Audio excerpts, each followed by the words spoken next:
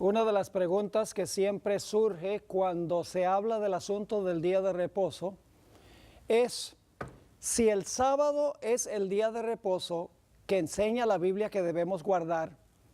¿Por qué razón la mayoría de los cristianos observan el domingo en vez de observar el sábado? Ese será nuestro estudio de hoy. Va a ser un estudio fascinante donde vamos a hablar en cuanto a la identidad del anticristo que menciona la Sagrada Escritura. Debo empezar diciendo que en la historia de la iglesia cristiana se han propuesto muchos candidatos como el anticristo. Solo les menciono algunos para comenzar. Se pensó, por ejemplo, que el Kaiser posiblemente podría ser el anticristo, justo antes de la Primera Guerra Mundial. Luego se pensó que tal vez podría ser Benito Mussolini o Adolfo Hitler. Un poco más adelante se pensó que podría ser el Ayatollah Khomeini o posiblemente Yasser Arafat. Algunos pensaban que podría ser Henry Kissinger y más recientemente Saddam Hussein. Y por lo menos una persona hoy en día me dijo que pensaba que posiblemente el anticristo sería el presidente Barack Obama. Resulta obvio, mis queridos amigos, que ninguno de estos candidatos es el cumplimiento de las profecías en cuanto al anticristo. Estas personas lo que están haciendo es adivinar, conjeturar, cada vez que se levanta una persona que posiblemente cuadra con alguna característica que ellos piensan que cumple esta profecía, inmediatamente candidatizan a esa persona. Pero en realidad no necesitamos adivinar ni especular. Porque la Biblia, el santo libro de Dios, nos dice exactamente cuándo se iba a levantar el sistema del anticristo, a dónde se iba a levantar y qué características iba a manifestar. En esta presentación no vamos a adivinar. Vamos a seguir un estudio disciplinado, cuidadoso y contextual. No vamos a conjeturar en cuanto a quién podría ser el sistema del anticristo. Vamos a proseguir un método matemático que nos dará el comienzo de los eventos proféticos que se mencionan en la Biblia, el final de esos eventos proféticos y todos los eventos que transpiran entre el comienzo y el final.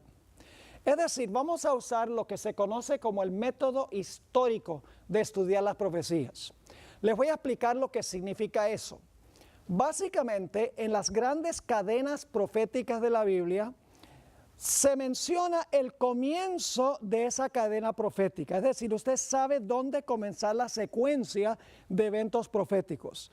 Y luego, esa profecía en cadena demuestra varios pasos a través de la historia y siempre culminan con el establecimiento del reino de Cristo Jesús. Es decir, si sabemos dónde comienza la cadena profética y dónde termina, podemos seguir la trayectoria de todos los eventos en la mitad. Estaremos estudiando en esta presentación un sistema que la Biblia presenta como el anticristo. No estamos hablando de los individuos que se encuentran dentro de ese sistema.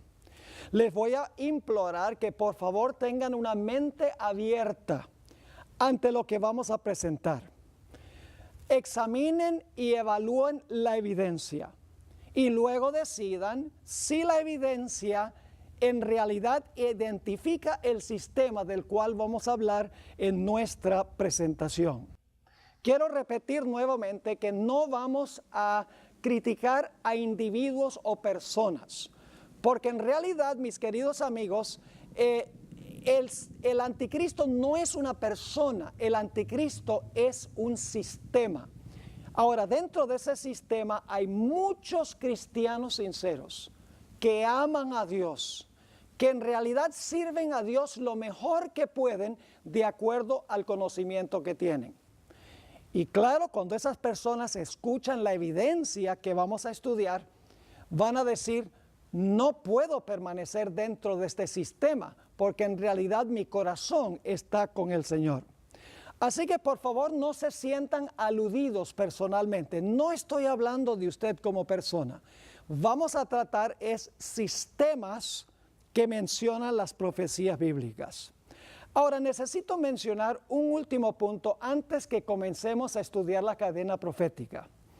Y es que en las profecías estamos tratando con símbolos. Y los símbolos no se pueden tomar literalmente. El símbolo ilustra una gran verdad que es mucho mayor que el mero símbolo.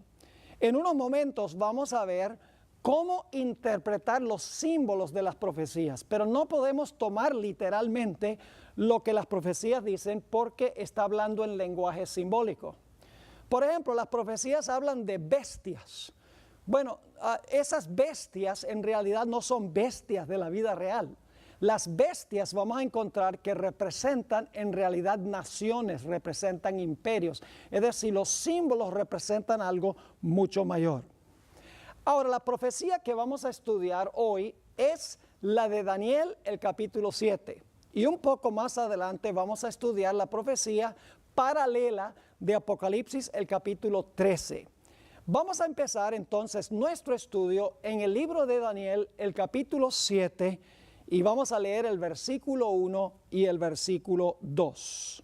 Dice allí: en el primer año de Belsasar, rey de Babilonia, tuvo Daniel un sueño y visiones de su cabeza mientras estaba en su lecho.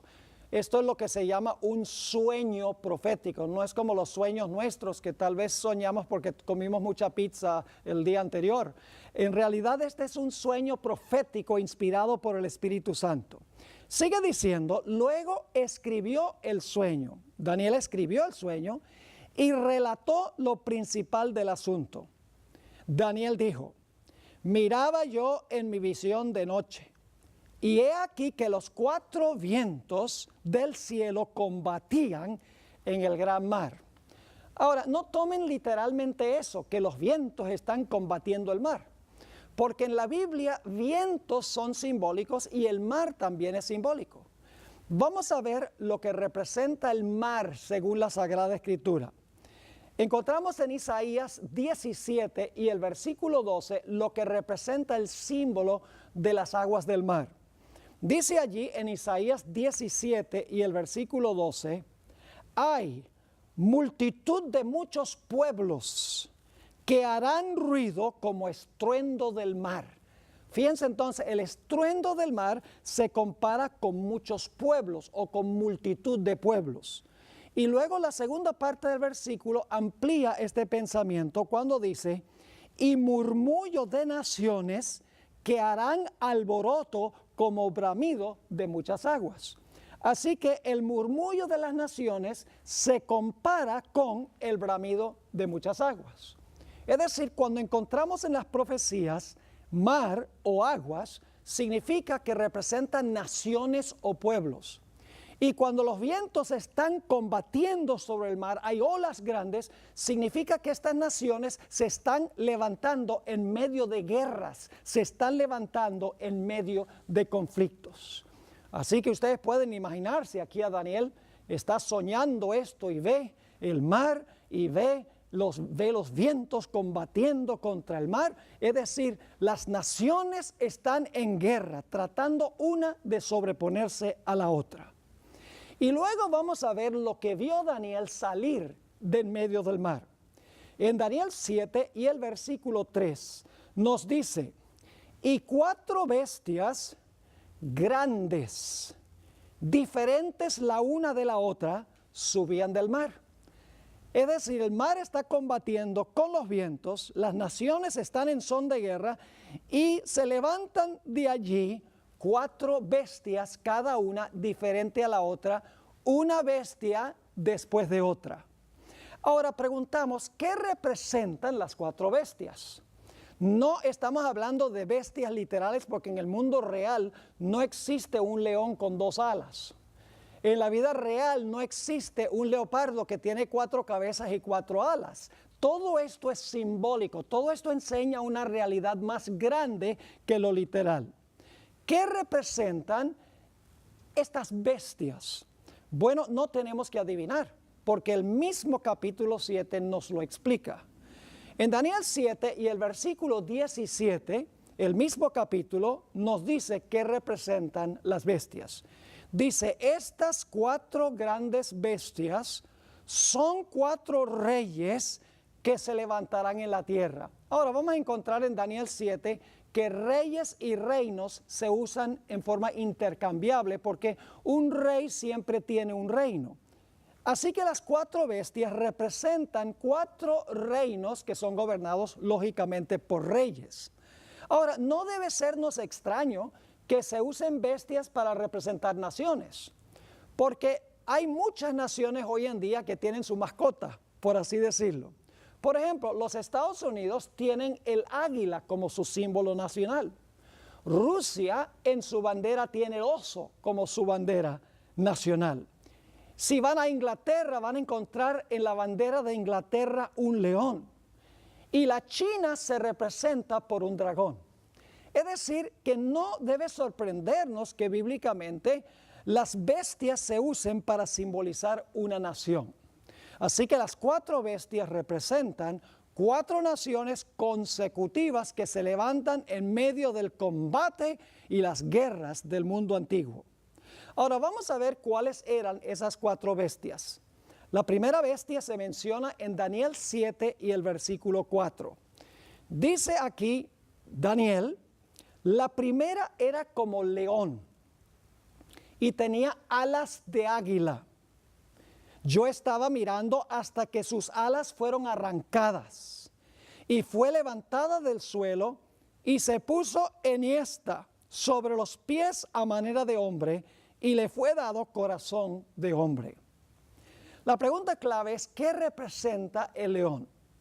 No cabe duda que el león representa el reino en el cual vivía Daniel. Daniel vivía en el reino de Babilonia. No es coincidencia que cuando Nabucodonosor construyó la ciudad de Babilonia, en muchas de las entradas principales, Nabucodonosor colocó esfinges de leones. Y la Biblia explícitamente en Jeremías 38, 51 y el versículo 38 se refiere a Babilonia como un león. Es decir, la Biblia misma compara a Babilonia con un león. Así que la primera bestia representa el imperio de Babilonia, el imperio en el cual vivía Daniel. Así que fíjense que la cadena profética comienza con el reino en que vivía el profeta. Tenemos un punto de comienzo, un punto de referencia para todo lo demás que viene en este capítulo y en otras profecías que vamos a estudiar. Ahora, debo decir que cuando esto dice que le fueron arrancadas las alas, significa que ahora el león va a dejar de conquistar, el león va a perder su poderío. Y en vez de tener un corazón de león que representa valentía, dice que le ha arrancado el corazón de león y ahora tiene corazón de hombre. Es decir, es un reino que se va a debilitar y va a perder su poder. Luego encontramos que Daniel ve a otra bestia levantarse después del león. Se encuentra en Daniel el capítulo 7 y el versículo 5. Dice allí, y he aquí otra segunda bestia, semejante a un oso, la cual se alzaba de un costado más que del otro. Es decir, en un lado el oso era más alto que en el otro lado. Y luego dice, y tenía en su boca 3 costillas entre los dientes. Obviamente las costillas son costillas de león que se comió el oso. Así que dice, tenía en su boca 3 costillas entre los dientes y le fue dicho así, levántate, devora mucha carne. Ahora, ¿qué representa el oso? No tenemos que adivinar. El siguiente reino después de Babilonia fueron los medos y los persas. Ni siquiera tenemos que ir a los libros de historia para saber eso. Porque el mismo libro de Daniel en el capítulo 5 nos dice que la noche que cayó Babilonia, escribió un dedo sobre la pared, Mene, Mene, Tekel, Uparsin. Dios dijo, el reino de Babilonia iba a ser rematado y entregado a los medos y a los persas. Ahora, la razón por la cual el león estaba más alto en un lado que en otro es porque finalmente los persas tomaron la predominancia en esta unión entre los medos y los persas. Después de los primeros dos reyes, ya los medos desaparecieron de la secuencia histórica y ahora todos los reyes eran persas. Por eso es que un lado del oso era más alto que el otro lado del oso. Y las tres costillas en la boca del oso que destruyó al león representan las tres provincias del reino de Babilonia que conquistó Medo-Persia. Esas tres provincias eran Lidia, Egipto y lógicamente la ciudad de Babilonia. Es decir, el segundo reino representa el reino que conquistó el reino en el cual vivía Daniel, los medos y los persas. Pero la historia no termina allí, porque tenemos una tercera bestia que se levanta en medio del combate y las guerras de la antigüedad. Esa bestia es un leopardo. Vamos a leer en cuanto a esto en Daniel 7 y el versículo 6. Dice, después de esto miré, y he aquí otra, semejante a un leopardo, con 4 alas de ave en sus espaldas. Tenía también esta bestia 4 cabezas, y le fue dado dominio. Tenemos varios símbolos aquí en este versículo. Tenemos en primer lugar un leopardo. Ustedes saben que el leopardo es un animal muy veloz. Pero fíjense que este leopardo, a pesar de que es veloz, tiene 4 alas que hacen que sea más veloz todavía, porque vuela como un ave. Es decir, este es un reino que iba a conquistar rápidamente. Ahora, ¿qué reino representa este leopardo? No tenemos que adivinar, porque la Biblia misma nos dice cuál era el tercer reino. En Daniel el capítulo 8 se usa otra bestia para representar lo mismo que el leopardo. Allí se habla de un carnero. Y la Biblia dice que ese carnero tenía 2 cuernos y entonces dominó por un tiempo y luego viene un macho cabrío. Y ese macho cabrío tiene un cuerno notable que representa a Alejandro Magno, el primer rey de Grecia. Y dice que el macho cabrío vino y atacó al carnero, rompió sus cuernos y entonces ahora ese macho cabrío llegó a dominar el mundo. En Daniel 8 y el versículo 20 nos dice qué es lo que representa ese macho cabrío con el cuerno notable. Dice, el cuerno notable es su primer rey, Alejandro Magno. Y dice también allí que ese macho cabrío no tocaba la tierra, es decir, volaba sobre la tierra, igual que las alas que se encontraban sobre las espaldas del leopardo. Es decir, que claramente según la Biblia, en Daniel 8:20 dice que el reino que representa el macho cabrío es Grecia. Y dice que el carnero que fue destruido por el macho cabrío eran los medos y los persas. Lo dice en Daniel 8:20. Es decir, ni siquiera tenemos que ir a los libros de historia para saber quiénes son los primeros 3 reinos. Los primeros 3 reinos son Babilonia, donde comienza la visión en los días del profeta Daniel. Luego entonces el segundo reino son los medos y los persas que conquistan a Babilonia. El tercer reino es el reino griego, su primer rey. Ahora ustedes dirán, ¿pero qué significan las 4 cabezas que tiene el leopardo? No tenemos que adivinar. Porque los historiadores que han examinado la trayectoria de Grecia han descubierto que cuando murió Alejandro Magno no tenía ningún heredero a quien entregarle el trono. Y por lo tanto su imperio se dividió en 4 partes, exactamente como lo dijo la profecía. Esas 4 partes eran los antigónidos, los ptolomeos, los seleucidas y los atalidos. La historia demuestra que como Alejandro Magno no tenía ningún heredero, estos reinos fueron gobernados por diferentes generales que habían dirigido las tropas de Alejandro Magno. Ahora, un detalle más que quiero mencionar, y es que según los historiadores, Alejandro Magno conquistó todo el mundo conocido en tan solo 9 años. Cuando tenía 31 años había conquistado todo el mundo conocido en aquella época con una velocidad que no se ha conocido desde ese entonces. Por eso es que Grecia se representa por un leopardo que tiene alas, y en el capítulo 8 se representa por un macho cabrío que está volando tan rápido que ni siquiera está tocando la tierra. Es decir, la tercera bestia cumplió exactamente la profecía, como lo dice Daniel el capítulo 7. Pero la tercera bestia no es la última. Hay una cuarta bestia. Se menciona en Daniel 7 y el versículo 7. Dice allí: después de esto miraba yo en las visiones de la noche, y he aquí la cuarta bestia, espantosa y terrible, y en gran manera fuerte, la cual tenía unos dientes grandes de hierro, devoraba y desmenuzaba, y las sobras hollaba con sus pies, y era muy diferente de todas las bestias que vi antes de ella, y tenía 10 cuernos. Ahora fíjense entonces que tenemos una cuarta bestia. Es la más terrible de todas las 4 bestias. Dice aquí que devoraba, desmenuzaba, hollaba las sobras con sus pies. Mejor dicho, acababa con todo lo que conseguía en su camino. Tenía unos grandes dientes de hierro. Y dice que esta bestia espantosa y terrible, que en realidad es un dragón, tenía sobre su cabeza 10 cuernos. Pero la visión no termina allí. La Biblia nos dice que inmediatamente después de Daniel ver este dragón con 10 cuernos en la cabeza, transpira otro evento. Dice en Daniel 7 y el versículo 8, el siguiente versículo, lo siguiente: mientras yo contemplaba los cuernos, he aquí que otro cuerno pequeño salía entre ellos. Es decir, sale un cuerno pequeño entre los 10.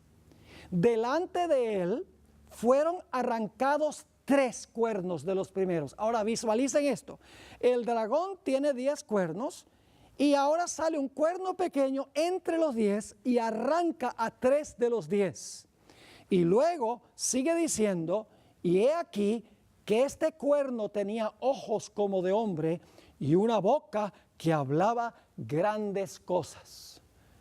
Entonces fíjense qué interesante esto. El cuarto reino es el más terrible de todos.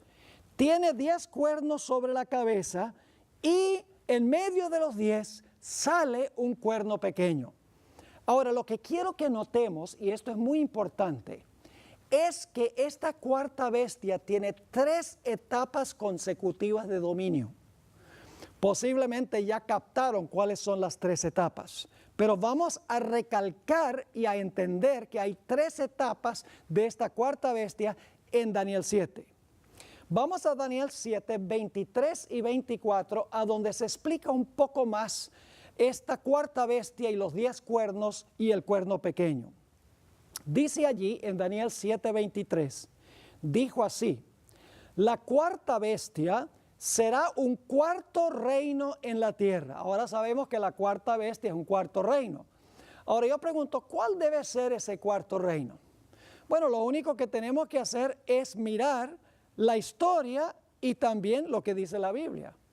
La Biblia nos dice claramente que después de Babilonia vinieron los medos y los persas, después de los medos y persas vinieron los griegos, y en los días de Jesús el imperio que estaba gobernando el mundo era el imperio romano.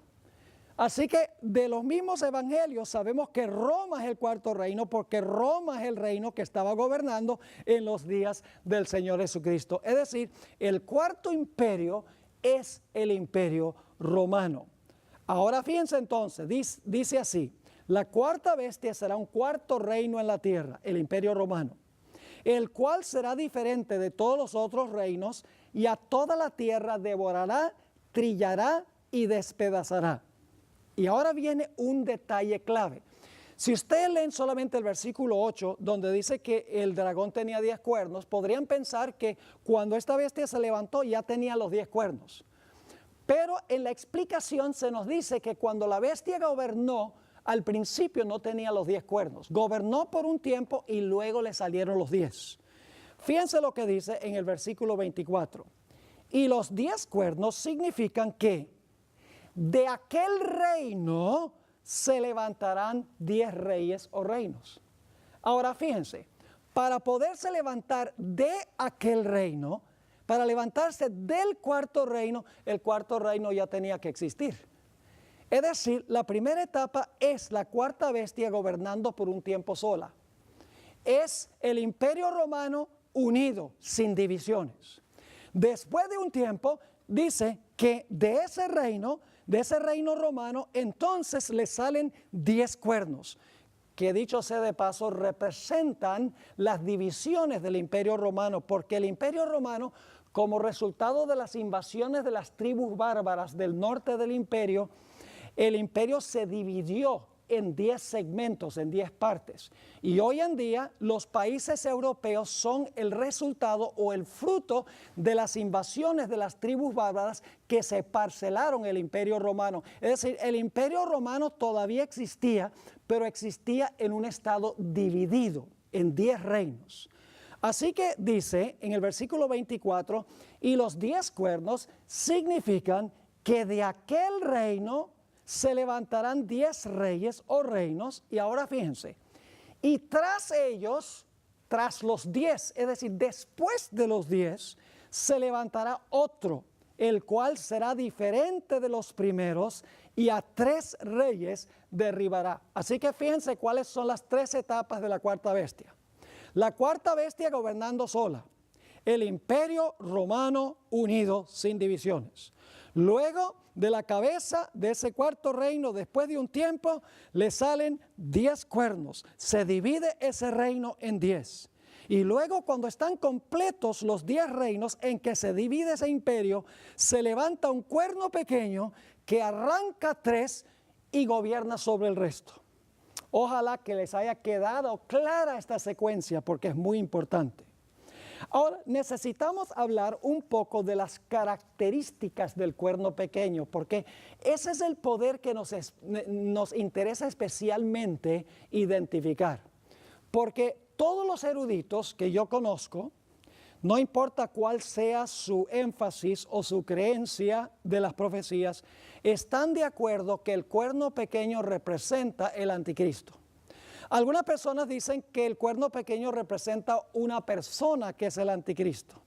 Otros creen que el cuerno pequeño representa un sistema que es el anticristo.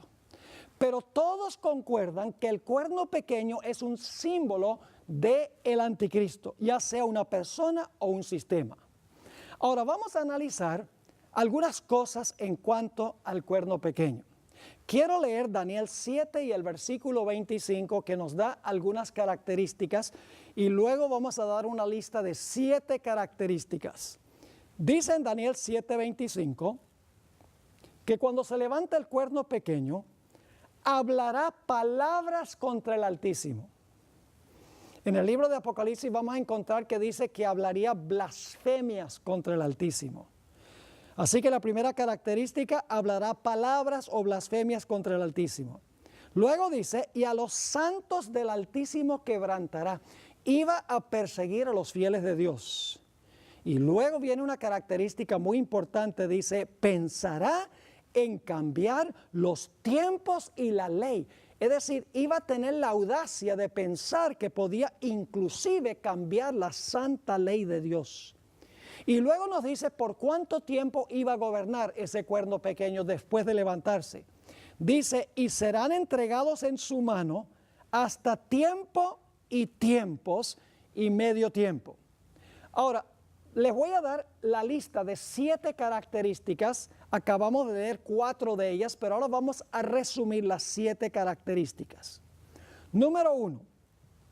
El cuerno pequeño se levanta después que están completos los 10. Es decir, que el cuerno pequeño se levanta después que el Imperio Romano se dividió en 10 reinos. No durante el tiempo que el Imperio Romano está gobernando solo, sino el Imperio Romano gobierna, se divide en 10 reinos y cuando están completos los 10 reinos, se levanta en medio de los 10 el cuerno pequeño. Es decir, el cuerno pequeño se levanta después de la división del Imperio Romano. La segunda característica es más específica. el cuerno pequeño tiene que ser romano. Y ustedes dicen, pero ¿por qué tiene que ser el cuerno pequeño romano? Es muy sencillo. Porque el cuerno pequeño sale de la cabeza de la cuarta bestia, que es Roma. Si la cuarta bestia es Roma y el cuerno pequeño sale de la cabeza de la cuarta bestia, significa que en algún sentido el cuerno pequeño tiene que estar relacionado con Roma. Es decir, el cuerno pequeño de alguna manera es Roma. La tercera característica es que el cuerno pequeño, cuando se levanta, arranca 3 de los 10 cuernos, y la Biblia dice que los arrancó de raíz. Es decir, que una vez que los arrancó de raíz, esos reinos ya no existen más, porque cuando usted desarraiga un árbol de raíz, ahí se terminó. La tercera característica entonces es que el cuerno pequeño desarraiga o arranca de raíz a 3 de los 10 reinos. La cuarta característica ya la vimos, está en Daniel 7:25, dice que iba a hablar grandes palabras y blasfemias contra el Altísimo. La quinta característica es que persigue a los santos del Altísimo. La sexta característica es que piensa que puede cambiar inclusive la santa ley de Dios. Y la última característica que vamos a analizar, en realidad tengo 15, pero solamente voy a presentar 7 por la premura del tiempo. La última característica es que este cuerno pequeño gobierna por tiempo, tiempos y la mitad de un tiempo. Y claro, se preguntarán muchos, ¿qué significa eso? Tiempo, tiempos, la mitad de un tiempo. Eso lo vamos a especificar cuando analicemos el cumplimiento de estas características. Ahora, lo que les voy a decir a continuación posiblemente sorprenda a algunos. Otras personas donde he presentado esto se han enojado. Otras personas han expresado sorpresa. Otras personas siguen escuchando y dicen, yo quiero escuchar más para saber si esto es verdad, para compararlo con la historia y con la Biblia. Pero tengo que compartir con ustedes cuál es el sistema que cumple todas estas características. El propósito no es ofender a nadie. Espero que no apaguen el DVD player, porque es importante que escuchen todo el cumplimiento de las características antes de tomar una decisión. Recuerden que estamos hablando de un sistema, no estamos hablando de individuos en ese sistema. En el sistema hay millones de personas que aman de todo corazón a Dios. Les sirven con toda su alma y no conocen nada de lo que yo estoy compartiendo en esta presentación. Así que mi propósito no es ofender a nadie. No es que quiero que alguien se enoje conmigo. Voy a ser lo más cortés y lo más amable que yo pueda en decir esto. Les voy a decir qué sistema representa esto y luego vamos a analizar cada una de las características. Mis queridos amigos, hay un solo poder en el mundo que cuadra con todas las características que he mencionado al pie de la letra. Y es el papado católico romano. Recuerden que no estoy hablando de los miembros de la Iglesia Católica Romana. Estoy hablando del sistema católico romano. Estoy hablando del papado, no de los individuos que van a la iglesia con toda sinceridad, sirven a Dios. Ahora vamos a mirar las 7 características para ver cómo se cumplen en Roma papal. Y algunas de estas las vamos a poder cubrir rápido, otras vamos a dedicarle más tiempo. Yo pregunto, ¿el papado se levantó al poder después que se dividió el Imperio Romano? Ustedes pueden leer los libros de historia. No cabe duda que el Imperio Romano se dividió cuando las tribus bárbaras invadieron del sector norteño del imperio, se parcelaron lo que había sido el Imperio Romano, el territorio siguió siendo lo que había sido el Imperio Romano, y entonces después que los 10 reinos estaban completos, en el año 476 fue que cayó el último emperador del Imperio Romano. En ese momento Roma quedó dividida en 10 reinos. Es decir, el cuerno pequeño se iba a levantar después del año 476, cuando estaban completos los 10 reinos. El papado cabe perfectamente con esta descripción. porque según los historiadores, el papado se levantó en el año 538 por decreto del emperador Justiniano, quien proclamó que el Papa era soberano sobre las iglesias en el oriente y en el occidente. Y el papado estableció una relación estrecha con Justiniano, quien mandó a todos a obedecer la autoridad del Papa o del obispo de Roma. Es decir, el papado sí se levantó después que el imperio se dividió en 10 reinos. Después del año 476, se levantó en el año 538 de la era cristiana. La segunda característica es que el cuerno pequeño tiene que tener alguna relación con Roma, porque el cuerno pequeño sale de la cabeza de la cuarta bestia, que es Roma. Ahora yo pregunto, ¿el sistema papal es romano? Ustedes saben que sí.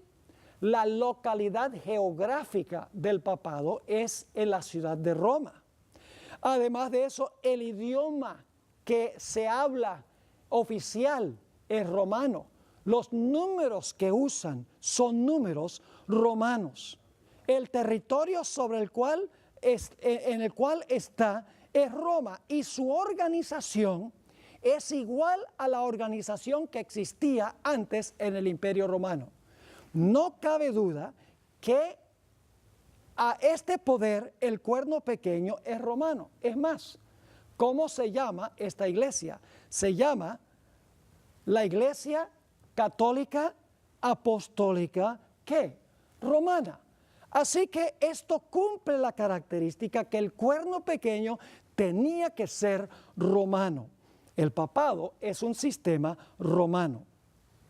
La tercera característica es que podemos ver en la historia que de los 10 reinos de Europa había 3 que eran heréticos, es decir, 3 que no estaban en armonía con las enseñanzas de la iglesia.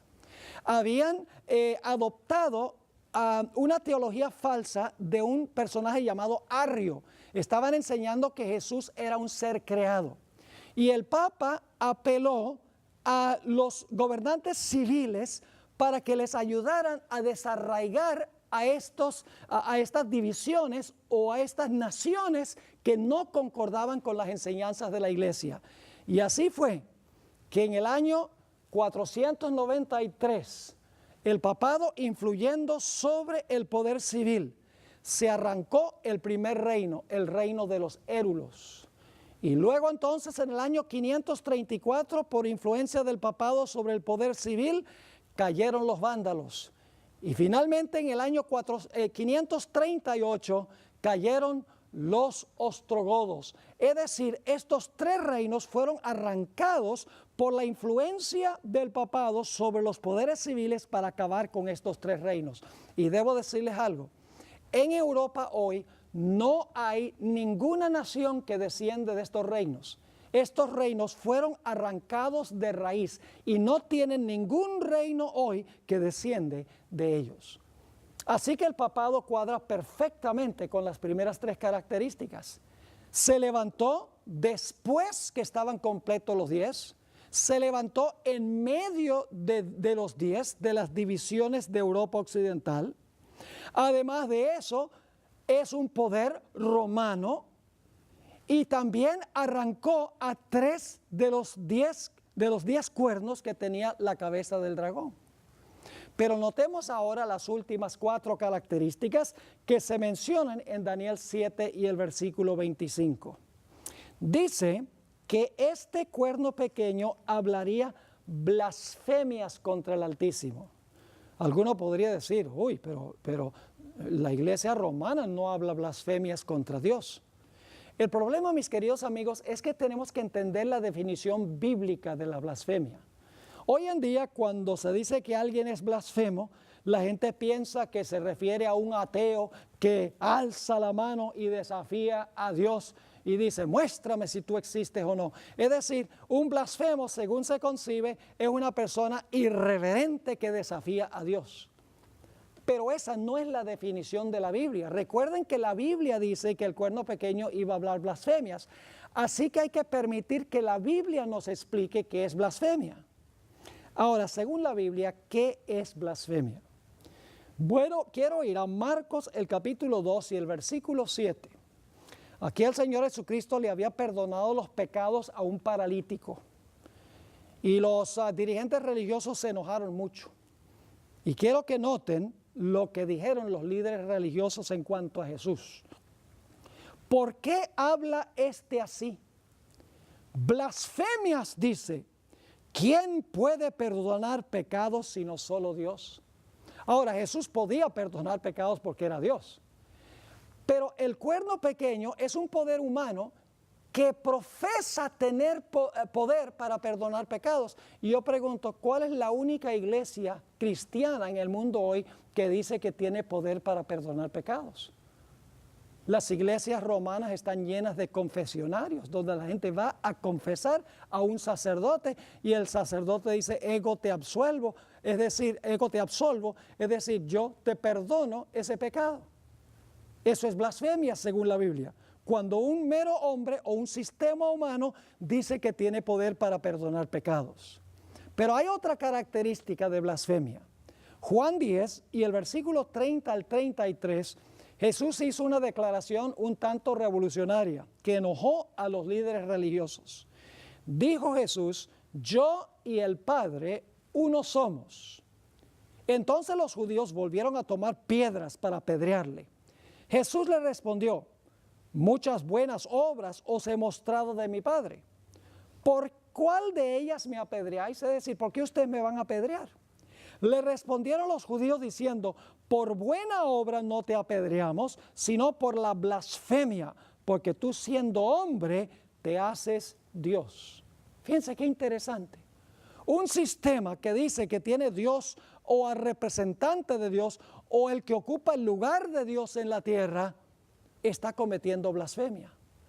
Ahora, los que han sido miembros de la iglesia romana o son miembros hoy en día, saben que según el catolicismo, el Papa es el vicario del Hijo de Dios, es el que toma el lugar del Hijo de Dios. Es decir, es como si fuera Dios en la tierra. La Biblia dice que esa es una característica del blasfemia. Así que esta característica de que el cuerno pequeño iba a hablar blasfemia se cumple perfectamente en el papado. Porque el papado, que es un sistema humano, dice que puede perdonar pecados y dice que tiene el representante de Dios en la tierra.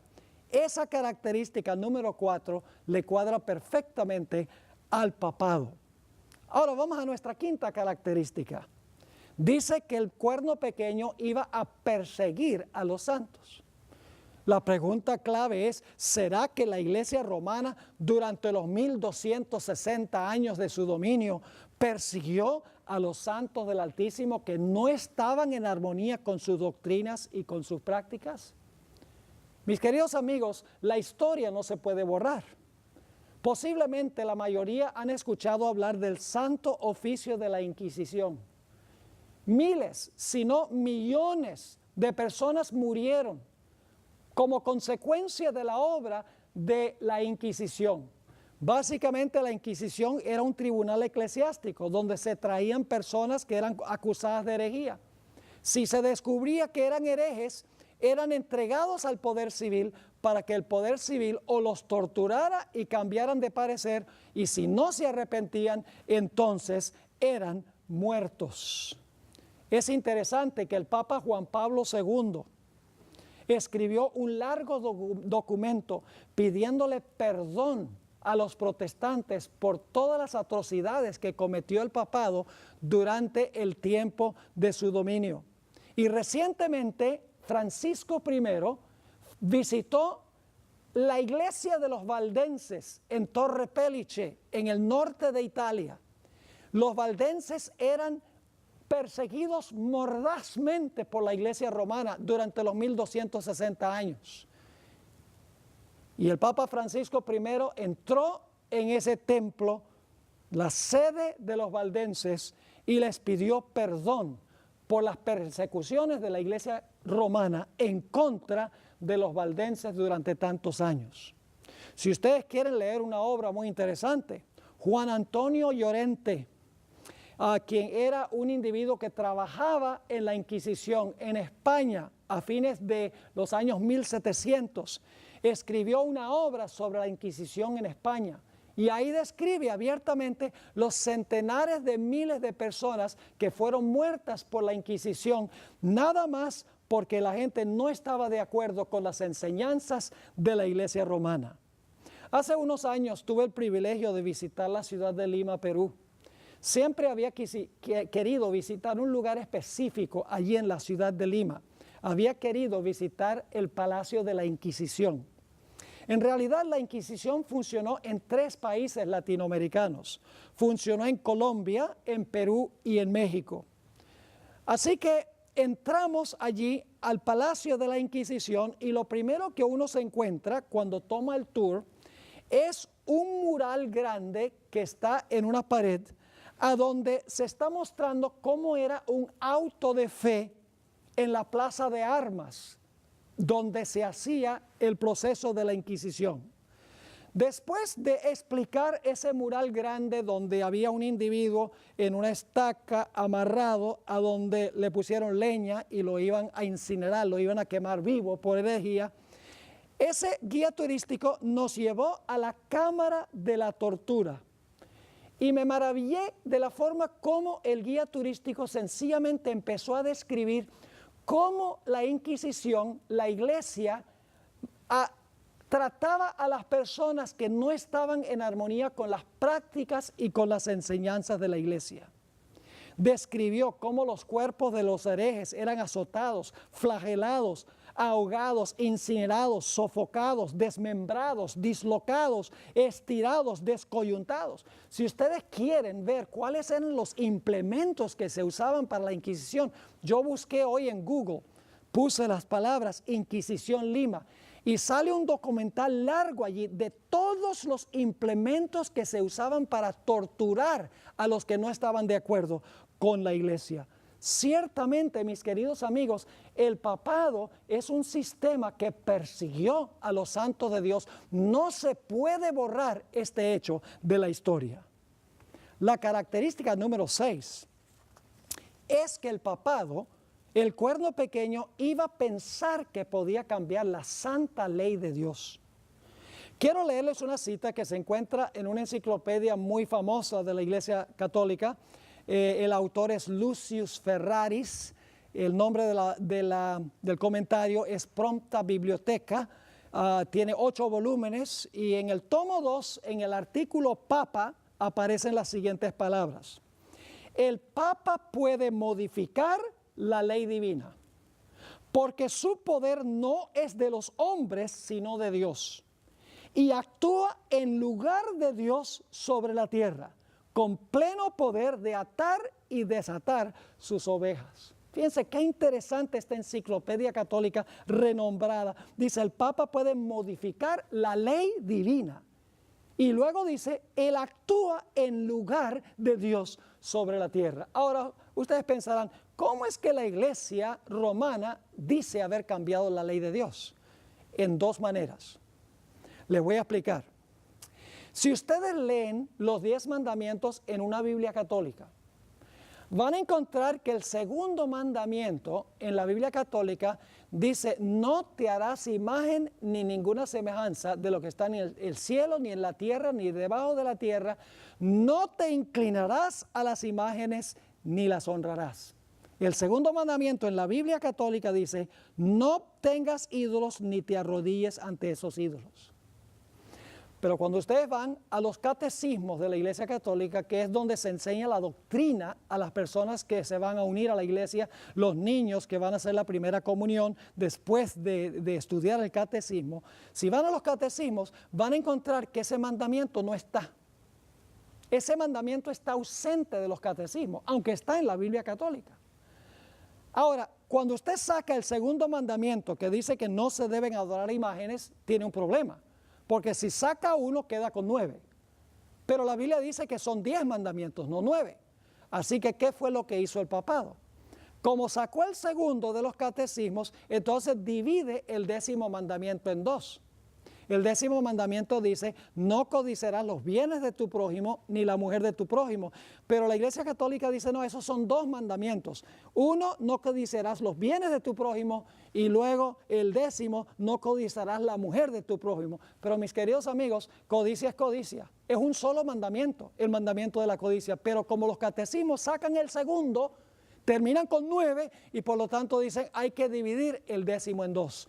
En ese sentido, la Iglesia romana cambió la ley de Dios por esconder el hecho de que Dios prohíbe que la gente haga imágenes y que se incline ante esas imágenes. Podemos entender por qué la Iglesia Católica no ha incluido eso en los catecismos. Es porque las iglesias católicas están llenas de imágenes y la gente se inclina ante esas imágenes. Pero ese no es el cambio más grande. El cambio más grande que hizo la Iglesia romana, que hizo el papado en la ley de Dios, fue cambiar el día de reposo del sábado al domingo. En nuestra última presentación seguimos la trayectoria del día de reposo desde el huerto del Edén hasta los cielos nuevos y la tierra nueva. Y nos dimos cuenta que en ninguna parte de la Biblia se habla de un cambio del día de reposo. En ninguna parte de la Biblia dice que ahora hay que guardar el domingo en honor a la resurrección de Cristo. No está en la Sagrada Escritura. Yo le podría leer página tras página tras página de citas de obispos, de cardenales, inclusive de papas, a donde dicen claramente, nosotros la Iglesia, por la autoridad que nos concedió Cristo, hemos cambiado, usan la palabra cambiado, alterado, usan también la palabra alterado, hemos modificado, usan algunas citas la palabra modificado, la ley divina, y ahora la gente debe guardar el primer día de la semana. Mientras que el 4º mandamiento dice, 6 días trabajarás y harás toda tu obra, mas el 7º día es sábado de Jehová tu Dios. La Iglesia romana dice, no, el sábado no es el día de reposo, el día de reposo es el primero, es el domingo. Es un cambio audaz en la santa ley de Dios. La última característica que queremos tratar es el tiempo que gobernó el cuerno pequeño. Dice que gobernó tiempo, tiempos y la mitad de un tiempo. Ahora usted dice, ¿qué es eso de tiempo, tiempos y la mitad de un tiempo? Nosotros no hablamos así hoy. Bueno, en la Biblia la palabra tiempo se usa para referirse a años. Por ejemplo, en Daniel el capítulo 4, el rey Nabucodonosor dice que enloqueció por 7 tiempos. Pensaba que era un animal por 7 tiempos. Quiere decir que 7 años pasaron con la locura de Nabucodonosor. Es decir, la palabra tiempo significa año. Tiempo es un año. Tiempos, que es el dual en hebreo, cuando no tiene un número calificativo y usa tiempos en plural, significa 2. Tiempo 1, tiempos 2 son 3, más medio tiempo, medio año, son 3 años y medio. Tiempo, tiempos y la mitad de un tiempo son 3 años y medio. Ahora, en la Biblia, el año bíblico tiene 360 días. Entonces lo que tenemos que hacer para saber cuántos días tienen 3 años y medio, lo que tenemos que hacer es multiplicar 3 años y medio por 360 días cada uno de esos años. Y lo que sucede es cuando multiplicamos 3 y medio por 360 días cada uno de esos años, el resultado son 1260 días que hay en 3 años y medio. Pero ahora escuchen bien, en las profecías el tiempo no es literal, el tiempo es simbólico, como todo lo demás es simbólico, también los años son simbólicos, lo cual significa que 1260 días no son días literales, sino que son 1260 años. Es decir, el papado iba a gobernar desde que se levantó en el año 538 por un periodo de 1260 años. 3 años y medio multiplicado por 360 días cada uno de esos años da 1260 días, pero en las profecías días equivalen a años. surge la pregunta, ¿será que el papado gobernó exactamente por 1260 años? Es extraordinario, ustedes pueden mirar los libros de historia. Se levantó en el año 538 con el decreto del emperador Justiniano. 1260 años más tarde, en 1798, el general Berthier, general de las tropas de Napoleón Bonaparte, entró en el Vaticano. Fue a la Capilla Sistina, a donde el Papa Pío VI estaba celebrando el aniversario de su coronación.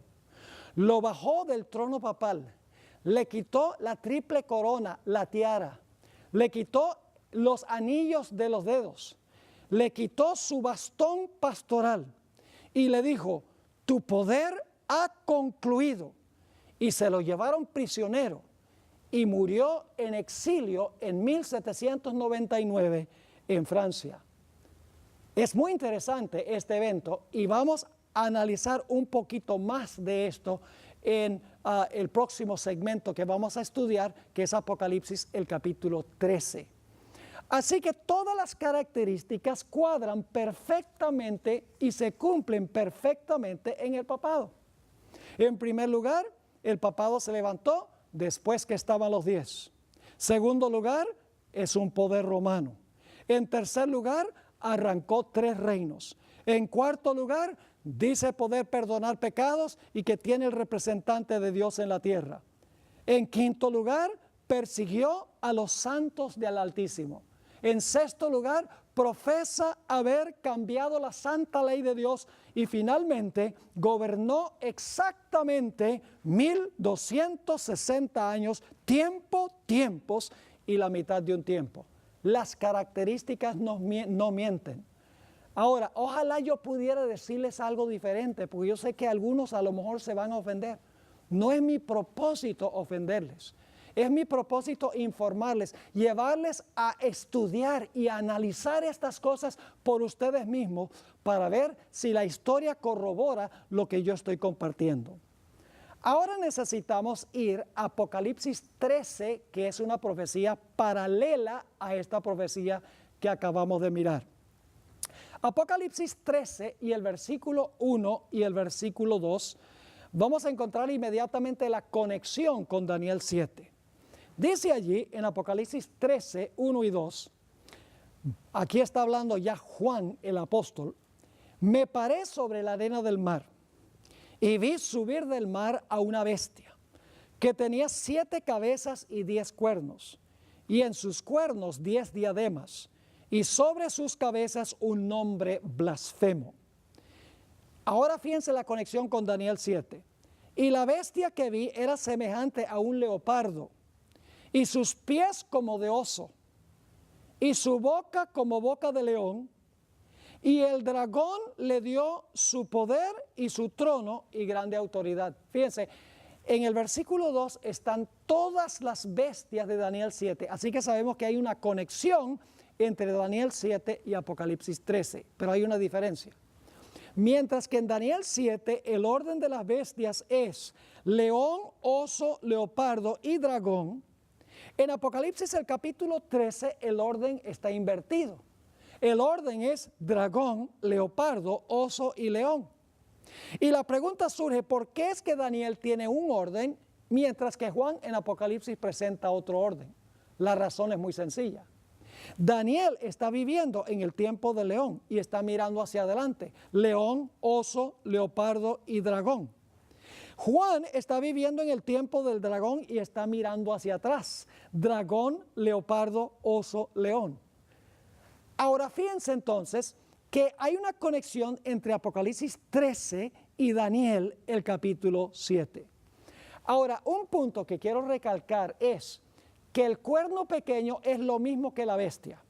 La bestia que se menciona aquí es lo mismo que el cuerno pequeño. Y ustedes dicen, ¿cómo sabe usted que la bestia y el cuerno pequeño son el mismo poder? Es muy sencillo. Encontramos en Daniel 7 cierta secuencia. León, oso, leopardo, dragón, 10 cuernos, cuerno pequeño. En Apocalipsis el capítulo 13 ya vimos que tenemos león, oso, leopardo, dragón, El capítulo 12 dice que el dragón tiene 10 cuernos y luego viene la bestia. Es decir, en la secuencia de las naciones, la bestia está en el mismo lugar que el cuerno pequeño. Por la secuencia podemos saber que el cuerno pequeño y la bestia representan el mismo poder. Pero no solo podemos saberlo por la secuencia de los reinos, porque tenemos león, oso, leopardo, dragón, 10 cuernos, cuerno pequeño, león, oso, leopardo, dragón, 10 cuernos, bestia. No solo están en el mismo lugar, sino que también tienen las mismas características.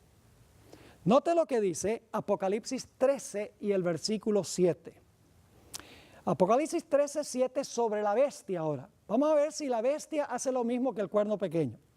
Dice en Apocalipsis 13, 7, hablando de la bestia, se le permitió hacer guerra contra los santos y vencerlos. Yo pregunto, ¿el cuerno pequeño hizo guerra contra los santos? Lógico que sí. Así que la bestia hace lo mismo que el cuerno pequeño. Y luego dice, también se le dio autoridad sobre toda tribu, pueblo, lengua y nación. Y nota lo que dice Apocalipsis 13 y el versículo 5. Dice, también a la bestia se le dio boca que hablaba grandes cosas y blasfemias. Fíjese, la bestia habla blasfemias igual que el cuerno pequeño. Y luego dice, también se le dio boca que hablaba grandes cosas y blasfemias, y se le dio autoridad para actuar 42 meses. Y, entonces el tiempo ya es diferente con la bestia que con el cuerno pequeño. Pues el cuerno pequeño fue tiempo es la mitad de un tiempo, ahora dice 42 meses, entonces no puede ser lo mismo. Es exactamente lo mismo, solo se expresa de una forma distinta. Vamos a sacar la cuenta. 3 años y medio multiplicado por 360 días cada año da 1260. Ahora, si el año bíblico tiene 360 días, ¿cuántos días tiene el mes bíblico? Eso es una operación matemática fácil. Si el año bíblico tiene 360 días, el mes bíblico tiene 30 días. Así que lo único que tenemos que hacer es multiplicar 42 meses que gobierna la bestia, 42 meses, y lo multiplicamos por 30 días cada uno de esos meses. Ahora, si ustedes multiplican 42 meses por 30 días cada mes, el resultado son 1260. Es el mismo periodo. Así que el cuerno pequeño es lo mismo que la bestia. Y hay una razón por la cual estoy recalcando y enfatizando ese punto. Ustedes se van a dar cuenta por qué razón. La razón, mis queridos amigos, es que Apocalipsis 13 le añade una última etapa a esta cuarta bestia, que no se encuentra explícitamente en Daniel 7. Vamos a Apocalipsis, el capítulo 13 y el versículo 10, y vamos a encontrar que cuando terminan los 1260 años del cuerno pequeño o de la bestia, algo sucede con la bestia. Dice allí en Apocalipsis 13 y el versículo 10, si alguno lleva en cautividad, va en cautividad. ¿Sí? El cuerno pequeño y la bestia llevaba cautiva a la gente, dice, este sistema ahora va a ir cautivo. Y luego dice, si alguno mata a espada debe ser muerto. Aquí está la paciencia y la fe de los santos. Es decir, la bestia iba a gobernar 1260 años y al final de los 1260 años iba a recibir una herida de la espada. Ahora ustedes dicen, bueno, pero ¿qué representa la espada? Bueno, debemos recordar que estamos tratando con símbolos aquí. La espada no es una espada literal, la espada representa algo. Ahora, en el Nuevo Testamento se mencionan 2 diferentes espadas. La primera espada es la que le da Dios a la iglesia. La iglesia tiene su espada. En Efesios el capítulo 6 y el versículo 17, Efesios 6, 17 dice, y tomad el yelmo de la salvación y la espada del Espíritu, que es la palabra de Dios. ¿Cuál es la espada que Dios le dio a la iglesia? Su palabra. ¿Y cómo usa la iglesia la espada o la palabra de Dios? La estoy usando ahora. La usa cuando uno predica la palabra de Dios. Es decir, Dios le ha dado una espada a la iglesia. Esa espada que le ha dado a la iglesia es la predicación de la palabra de Dios. Pero hay otra espada que menciona el Nuevo Testamento. Es una espada que tiene el gobierno civil, no la iglesia, sino el gobierno civil. Voy a leer Romanos 13 y el versículo 1 al 4. Romanos 13, 1 al 4. Dice aquí el apóstol San Pablo, y recuerden que el imperio que está gobernando en sus días es el imperio romano: sométase toda persona a las autoridades superiores. Está hablando del gobierno. Porque no hay autoridad, es decir, no hay autoridad civil, sino de parte de Dios.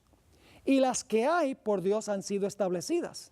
De modo que quien se opone a la autoridad, es decir, el que se opone al poder civil, a lo establecido por Dios resiste. Y los que resisten acarrean condenación para sí mismos. Porque los magistrados, ahora fíjese, estos son gobernantes, porque los magistrados no están para infundir temor al que hace el bien, sino al malo. ¿Quieres pues no temer a la autoridad? Es decir, ¿no quieres tenerle miedo al gobierno, al poder civil? Haz lo bueno y tendrás alabanza de ella. Y ahora viene el versículo clave. Porque es servidor de Dios para tu bien. Pero si haces lo malo, teme, porque no en vano lleva la espada. Noten, el poder civil o las autoridades superiores o los magistrados llevan ¿qué cosa? La espada, pues es servidor de Dios, vengador para castigar al que hace lo malo. Es decir, la iglesia tiene su espada, que es la predicación de la palabra de Dios, y el poder civil tiene su espada, que es para castigar a los que violan la ley civil. Yo pregunto, ¿el poder civil tiene derecho de castigar a una persona que mata? Claro que sí. Usa la espada para mandar a la persona a la cárcel o en algunos países para ejecutar el decreto de muerte. Yo pregunto, ¿el poder civil tiene derecho de castigar con la espada, por así decirlo, a aquellas personas que roban? Lógico que sí. ¿El poder civil tiene derecho de castigar a personas que abusan de sus padres? Lógicamente que sí. ¿El gobierno tiene derecho de castigar a personas que hablan falso testimonio contra otros? Sí, lo puede uno llevar al tribunal. Es decir, la espada que Dios le dio al poder civil es para castigar violaciones del Código Civil para preservar el orden social. Pero Dios no le dio al poder civil la espada de la iglesia, que es la palabra de Dios. No le dio, en otras palabras, asuntos religiosos al poder civil, sino gobernar en asuntos solamente civiles. Así que nos dice que cuando concluyeron los 1260 años de dominio del papado, la Biblia nos dice que la espada le dio una herida mortal al papado. Es decir, el poder civil usó su espada para castigar al papado. Y eso fue exactamente lo que sucedió en 1798. El gobierno francés dijo, ya no vamos a dejar que tú nos uses más, ya no vamos a permitir que la iglesia use el poder civil para cumplir sus propósitos. Y el poder civil le quitó al papado la espada de la mano y le dio su herida mortal. Ahora surge la pregunta, ok, el papado recibió una herida mortal en el año 1798. ¿Significa esto que es el fin de la historia del poder papal? No, porque Apocalipsis 13 nos dice que este poder va a tener otra etapa de dominio. Es la cuarta etapa de la cuarta bestia. Quiero que tengan en claro esto. El imperio romano gobernando solo primero. Luego el imperio romano se dividió en 10 reinos. Luego entonces en medio de los 10 reinos se levanta el cuerno pequeño, Roma papal. Gobierna por 1260 años. Cuando llega al final los 1260 años, en el año 1798 se le quita la espada y la espada del poder civil le da la herida mortal al poder papal. Y por un tiempo el papado está sufriendo, está inactivo porque tiene una herida mortal. Pero la Biblia nos dice que habrá una cuarta etapa porque este cuerno pequeño o esta bestia va a resucitar de su herida mortal. Noten lo que dice Apocalipsis 13 y el versículo 3. Dice en cuanto a la bestia, vi una de sus cabezas como herida de muerte. Y ya vimos que la herida fue dada con la espada. El poder civil se levantó en contra de la iglesia que había usado la espada del poder civil para matar a otros. Dice, vi una de sus cabezas como herida de muerte, pero, aquí viene la cuarta etapa, su herida mortal fue sanada. Es decir, la herida mortal no es el fin del poder papal. Dice, su herida mortal fue sanada y se maravilló toda la tierra en pos de la bestia. Todo el mundo se va a maravillar en pos de este sistema, porque su herida mortal se le va a sanar. Es decir, la espada que se le quitó se le va a devolver. Y claro, uno pregunta, bueno, ¿y qué país del mundo le va a devolver el poder a este sistema que fue tan despótico en el pasado? Bueno, la respuesta es bien sorpresiva. En Apocalipsis 13:11, el siguiente versículo después de la herida mortal, dice después, es decir, después de la herida mortal, vi otra bestia que subía de la tierra y tenía 2 cuernos semejantes a los de un cordero, pero hablaba como un dragón. Es decir, cae la primera bestia, recibe la herida mortal con la espada, se le quita la capacidad de usar los poderes civiles, porque ahora el Papa es llevado cautivo y se establecen gobiernos democráticos donde la iglesia no puede usar el poder civil. Y este sistema está inerte por un tiempo con una herida mortal, pero dice que la herida mortal se le va a sanar. Y lo interesante es que el poder que va a sanar la herida es esta bestia que se levanta de la tierra. Ahora vamos a identificar a esta bestia que se levanta de la tierra. ¿Qué potencia podría representar esta bestia? Tiene que ser una nación porque bestias representan naciones o representan imperios. Vamos a anotar las características. En primer lugar, esta bestia se levanta de la tierra cuando cae la primera bestia con su herida mortal. La herida mortal fue en 1798, eso significa que este poder tiene que levantarse alrededor del año 1798, cuando la primera bestia recibió su herida mortal. En segundo lugar, esta bestia se levanta en otro lugar diferente. Las bestias de Daniel 7 se levantaron del mar. El mar representa donde hay muchedumbres de personas. Se levantaron, el león y el oso se levantaron en Asia. El leopardo y el dragón fueron poderes europeos. Es decir, la profecía se está moviendo del oriente hacia el occidente. Ahora yo pregunto, ¿qué queda al occidente de Europa? No me digan el océano Atlántico, porque yo sé eso, pero no hay ninguna nación en el océano Atlántico. En realidad, si ustedes cruzan el océano Atlántico más al occidente, se encuentra el país de los Estados Unidos. Ahora fíjense, esta bestia que se levanta de la tierra que tiene que ser una superpotencia política, porque va a mandar a todas las naciones del mundo a adorar a la primera bestia. En segundo lugar, tiene que ser una superpotencia económica, porque va a poder prohibir comprar y vender a nivel global a los que no adoran a la bestia ni reciben su marca. Además de eso, tiene que ser una superpotencia militar, porque va a condenar a muerte todo el que no adore a la imagen de la bestia ni reciba su marca. Además de eso, esta bestia que se levanta de la tierra es contemporánea con la primera, pero es más joven que la primera. La primera gobernó 1260 años, la otra se levantó cuando la primera recibió su herida mortal. Son contemporáneas, pero la segunda bestia es más joven que la primera bestia. Y ahora hay un detalle muy interesante. Y es que cuando uno mira las bestias de Daniel 7, cada bestia destruyó o conquistó a la bestia anterior. Por ejemplo, el león, el oso acabó con el león. El leopardo acabó con el oso. El dragón acabó con el leopardo. Es decir, para levantarse al poder, aniquilaron al poder que existía inmediatamente antes.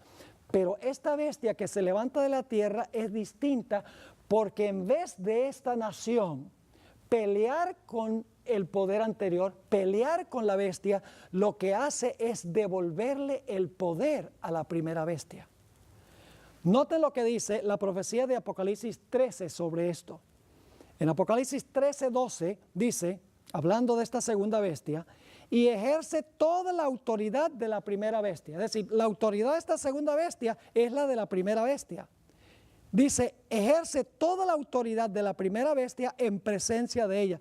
Me gusta como dicen algunas versiones, en favor de ella. Es decir, esta bestia de la tierra ejerce toda la autoridad de la primera bestia en favor de la primera bestia. Y luego dice, y hace que la tierra y los moradores de ella adoren a la primera bestia cuya herida mortal fue sanada. Ahora fíjense, esta bestia que se levanta de la tierra, en primer lugar, ejerce toda la autoridad de la primera bestia para ayudar a la primera bestia, hace que todos adoren a la primera bestia. Y ahora quiero que noten que hace una imagen también de la primera bestia. Dice en el versículo 14, y engaña a los moradores de la tierra con las señales que se le ha permitido hacer en presencia de la bestia, mandando a los moradores de la tierra que le hagan imagen a la bestia que tiene la herida de espada y vivió. Fíjese, todo lo que hace, lo hace con referencia a la primera bestia. Es decir, ejerce la autoridad de la primera bestia, dice que manda a todos a adorar a la primera bestia, hace una imagen de la primera bestia, obra en favor de la primera bestia, inclusive va a imponer la marca de la primera bestia. Dice en Apocalipsis 13 y el versículo 16, y hacía, esa palabra significa que obliga, hacía que a todos, pequeños y grandes, ricos y pobres, libres y esclavos, se les pusiese una marca en la mano derecha o en la frente. Es decir, impone también la marca de la primera bestia. Yo creo que ustedes están captando que esta bestia que se levanta de la tierra, en realidad no lucha ni pelea contra la bestia anterior, sino lo que hace es ayudar a la primera bestia a recuperar la espada que perdió, ayuda a la primera bestia a recuperar su poder. Ahora, ¿qué representa esta bestia que se levanta de la tierra? Bueno, ya hemos visto las características. Las características no mienten.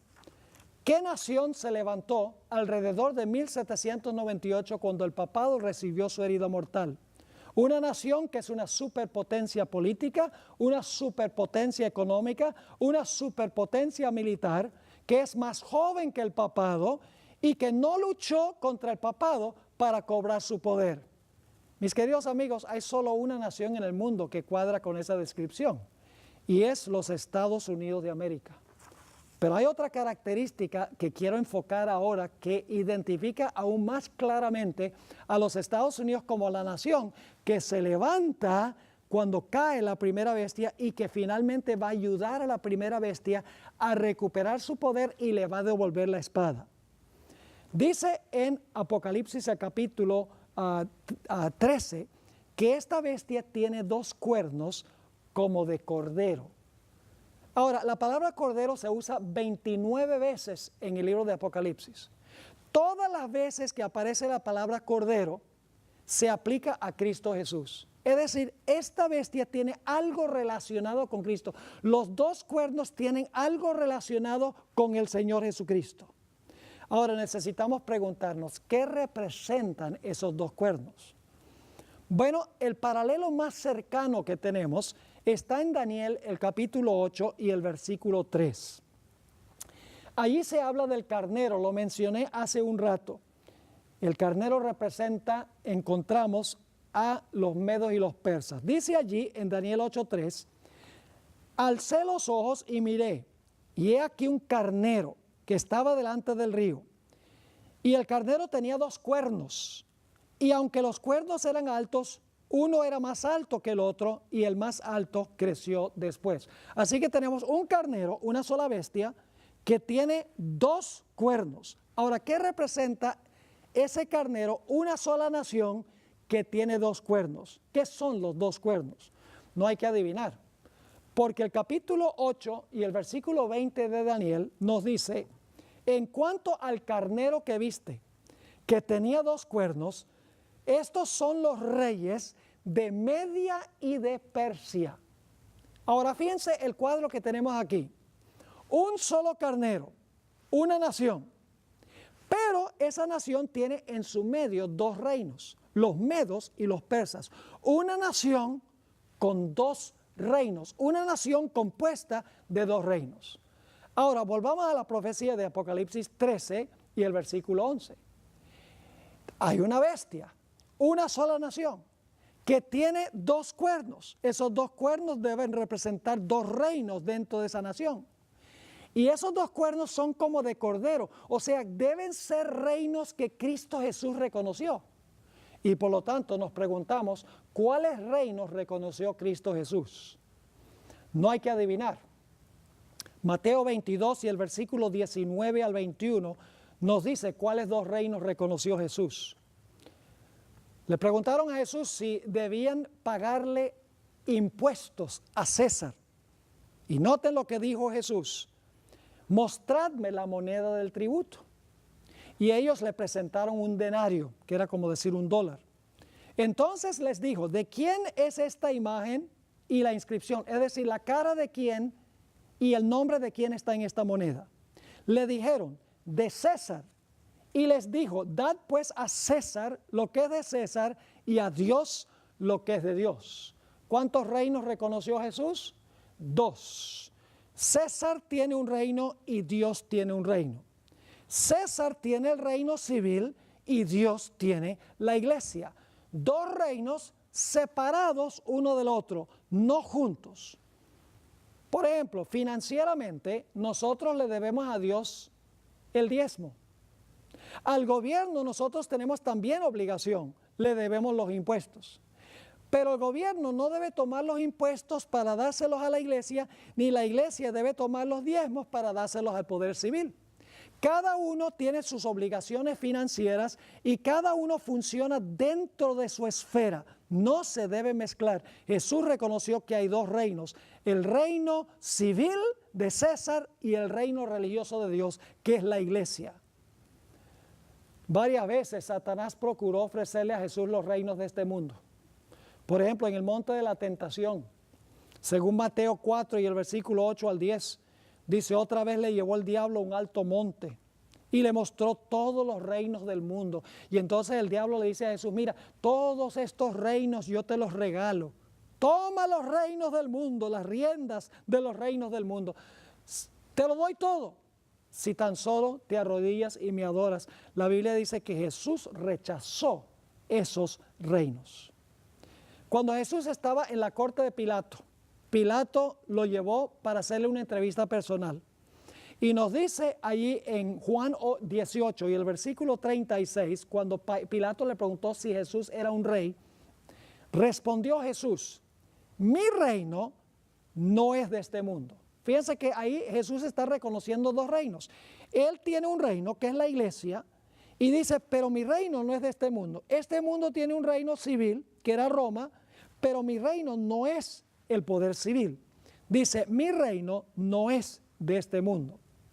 Si mi reino fuera de este mundo, mis servidores pelearían para que yo no fuera entregado a los judíos, pero mi reino no es de aquí. Encontramos que cuando Jesús se refirió a su reino, siempre lo llamó el reino de los cielos o el reino de Dios, nunca el poder civil.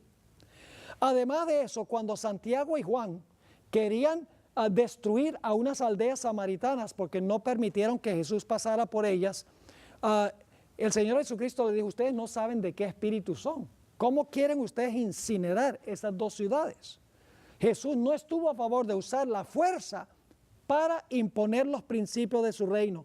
Cuando Jesús alimentó a los 5,000, las muchedumbres querían tomarlo para hacerlo un rey, pero la Biblia dice que Jesús se fue y rehusó tomar el trono. Y cuando el apóstol Pedro sacó la espada para defender el reino de Cristo con la espada, el Señor Jesucristo reprendió a Pedro y le dijo, guarda esa espada, que mi reino no funciona así. Mi reino funciona con la espada del Espíritu, con la predicación de la palabra, no con la fuerza. Jesús vino a este mundo para establecer su reino en el corazón del ser humano por la predicación de la palabra de Dios. En Lucas 17, 20 y 21 vinieron los líderes religiosos y le preguntaron a Jesús, ¿cuándo va a venir el reino de Dios? Claro, ellos estaban pensando de un reino político. Y fíjense lo que dijo Jesús.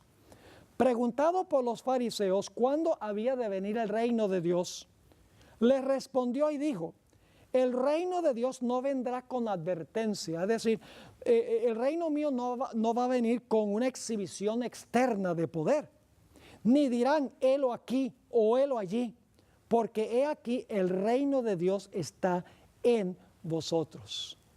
Es decir, los dos cuernos que se encontraban en la cabeza de esta bestia que se levantó de la tierra representan dos reinos en una misma nación. Esos dos reinos son la iglesia y el Estado en una misma nación, no juntos, sino separados. Ahora vamos a examinar la historia de los Estados Unidos en sus etapas iniciales para ver si esta nación fue edificada sobre estos principios. Aun cuando los fundadores de los Estados Unidos no asistían regularmente a la iglesia, ellos admiraban la religión de Cristo Jesús. Conocían muy bien el juicio y la condena y la crucifixión de Jesús. Sabían muy bien que la iglesia apóstata de aquella época había apelado al poder civil de Roma para que Cristo fuera crucificado. En sus escritos ellos demuestran que ellos entendían que los judíos usaron al gobierno romano para perseguir a los apóstoles cuando predicaban el evangelio. Sabemos que también los fundadores de los Estados Unidos conocían lo que había pasado en la época colonial de la historia de los Estados Unidos. En la época de la colonia, cualquier persona que no pertenecía a la iglesia establecida, se le quitaban sus derechos civiles. El Estado era el que pagaba a los ministros. Si la persona no iba a la iglesia los domingos, los castigaban con azotes o con encarcelamiento, y en 3 de esas colonias había un decreto de muerte en los libros contra cualquier persona que fuera rebelde y no quisiera ir a la iglesia los domingos. Además de eso, solo personas que pertenecían a la iglesia podían ocupar puestos en el gobierno civil. Había persecución porque había una mezcla entre la iglesia y el Estado. Los padres constitucionales de los Estados Unidos conocían la historia de la época de la colonia. También conocían la historia de la iglesia durante el periodo de dominio papal. Muchas veces los padres que fundaron esta nación hablan y escriben sobre la Inquisición y las persecuciones que se lanzaron contra los hijos de Dios durante los 1260 años. Quisieron fundar en este país un tipo de gobierno distinto al gobierno que existía en Europa, donde la iglesia romana usaba a los poderes civiles para imponer su religión por la fuerza. Los documentos que fundaron esta nación fueron en 1776 la Declaración de Independencia, que dice que todos los seres humanos son creados iguales y tienen ciertos derechos inalienables, es decir, que nadie les puede quitar. Y esos derechos constan de vida, libertad y la búsqueda de la felicidad. En 1787 se ratificó la Constitución de los Estados Unidos, que declara que el gobierno debe ser un gobierno del pueblo, para el pueblo y por el pueblo. Y en el año 1791 se ratificaron las primeras 10 enmiendas a la Constitución de los Estados Unidos. Y estas 10 enmiendas garantizan plena libertad civil y libertad religiosa. ¿Y sabe lo interesante?